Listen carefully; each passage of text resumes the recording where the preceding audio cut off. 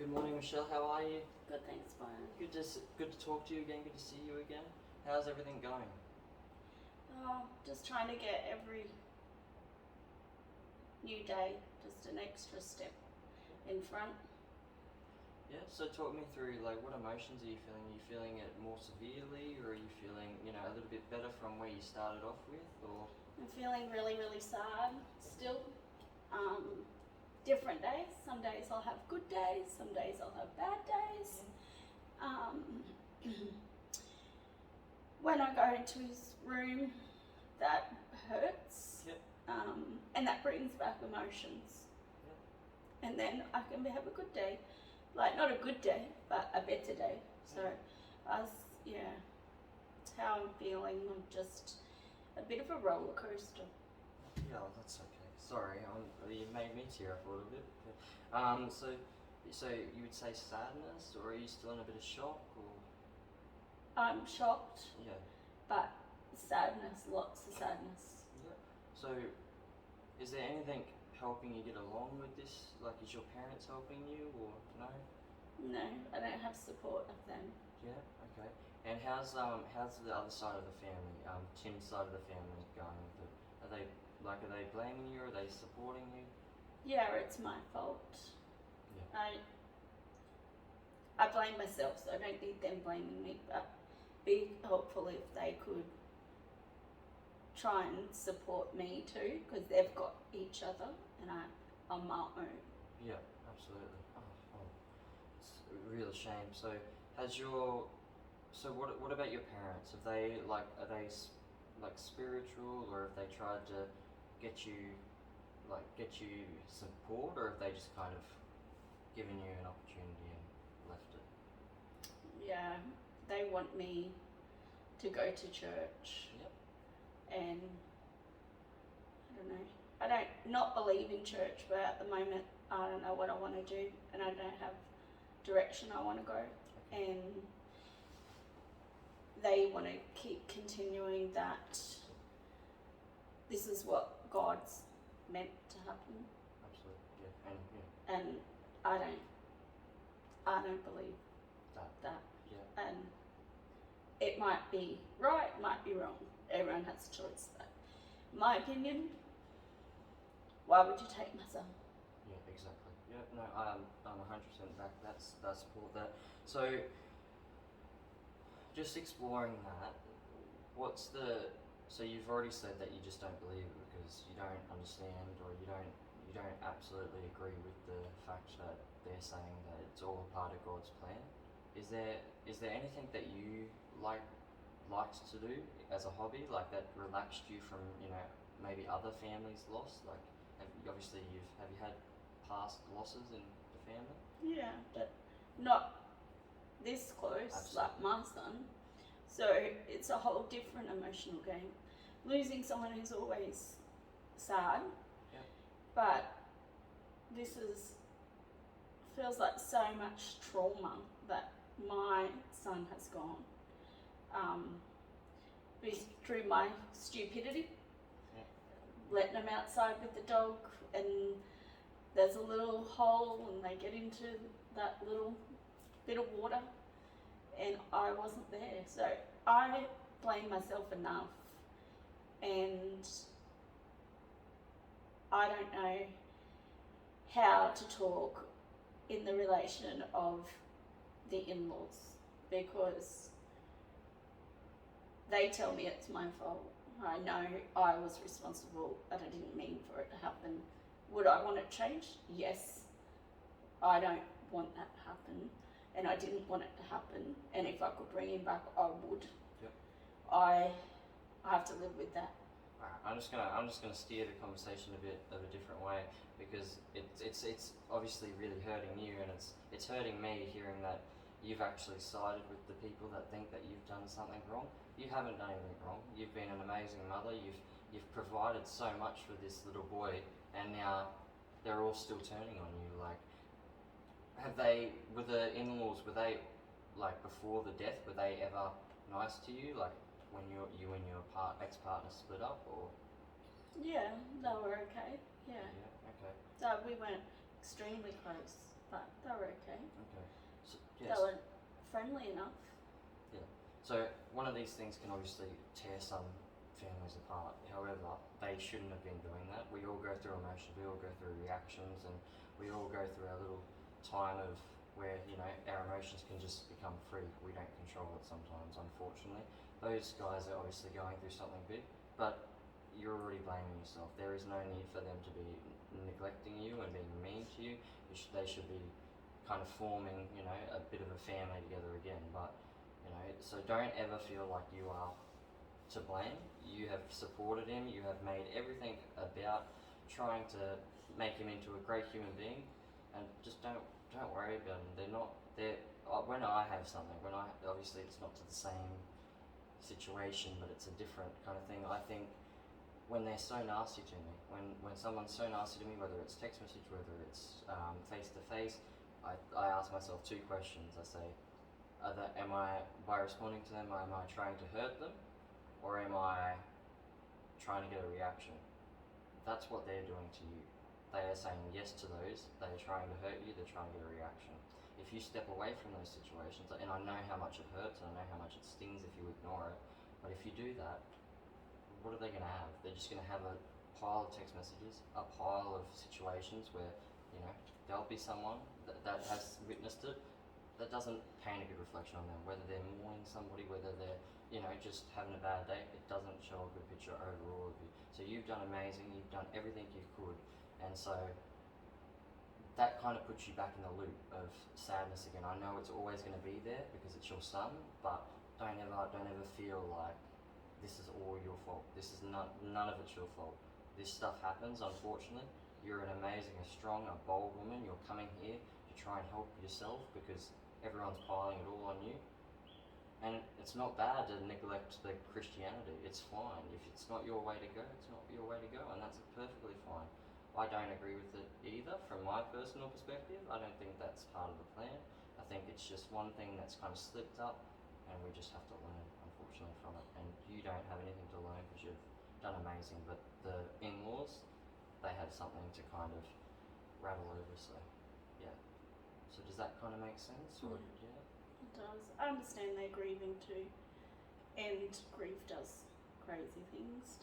Everyone grieves differently, but it's a bit of support, bit of less finger pointing would be nice. Absolutely, no, I 100% agree. It's not definitely not okay at all for them to say that. So just a question. Would you have you, just so I know where we're at, just so I can make sure that your mental health is the best. Like obviously it's not going to be the best, but just as much as I can try and see where you're at mentally, because sometimes we are a bit bolder in certain situations, and then when we're alone, it's a bit harder on us. I know that because that's how it works for me sometimes. But have you ever thought about suicide or hurting yourself physically because of the situation? Okay, that's good. So just to add on to that, just to keep going with this one, have you ever heard of the vulnerability stress model? So it's just a little bit of an exercise that we can do together okay, Michelle, so I thought we might just continue by going through an exercise. Have you ever heard of the stress vulnerability model? No? So it's all about trying to create a kind of ideology to try and see where you're at, you know, just with the stress and, you know, obviously through this situation you've become very vulnerable and nervous and about what's going to happen and what people are going to think, which is what this is all about. So this exercise, the stress vulnerability model, is a way to compare your vulnerability with your stress and in the sense of situations that you might have been in or you're going through now, like your son, and it enables us to see how you're tracking along, how you're going. It's so the vulnerability and the stress is on an X and Y axis, so both horizontal and vertical. Yeah. And so what happens is we look at it. I just give you a 1 to 10 scale, and then through that we'll draw a line from the vulnerability to the stress, and that'll become the threshold. So that's kind of the area which you're flowing around in. Yeah. Yeah. Do we do that at each visit? Does that show differences? I think we might just do it now, and then we'll do it in a few sessions later. I just think that through through these sessions that we, you know, if you're comfortable to continue, it's just about building it up, and then we can see where we started to where we are going, you know, because I think this is always going to be a bit of a continuous ride and continuous progress, because obviously it's a big part, it's not something small. So I'm just like, would you say from 1 to 10, with 10 being the highest amount of stress, to 1 being the lowest amount, what would you say would be for the stress level of the 10. situation? 10. Okay. And vulnerability, would you say 1 to 10? So 10's absolutely maximum, and then 9's about, oh, I'm literally on the edge. 8's about, it's getting there. 5's a bit here and there. About between 8 and 9. 8? Would you say 8 or 9? Which one? Just 8. like, yeah, okay. So, yeah, so it says that it's like, so the threshold again is about the symptoms and the absence of symptoms. So obviously you're under heaps of stress. There's no doubt about it. You're under a lot of vulnerability from all your family. So I just wanted to, you know, pinpoint that and make sure that, you know, I'm 100% seeing where we're at, and then we can just document that, put it in a file. No one will see it. It's confidentiality, as we, like, you know, talked about over the phone. And so yeah, so it'll be there for you later, and you know, the only time it will be seen by somebody else will be if it's like my supervisor may, you know, have a look at how our progress is going, if I'm doing effective work or not. But yeah, so that's, as we went over, confidentiality in the phone call on the first session. So moving forward, how are we gonna go? How, like, what do you think the next step is in trying to get over, like, get through the situation, not get over it, sorry? I just get up every day, and that's at the moment big enough thing for me, because I struggle to get out of bed because I'm so down, and so I get up and try to get outside for a little bit of nature, Yep. because that makes you feel a bit better than being stuck inside. Absolutely. Yeah, no, that's absolutely understandable. So I guess a way that we could kind of go about continuing the progress and trying to go up instead of down. What were the things, like I said before, about when you had, you know, a little bit of a more minor loss in the family, like another family member before your son? How would you?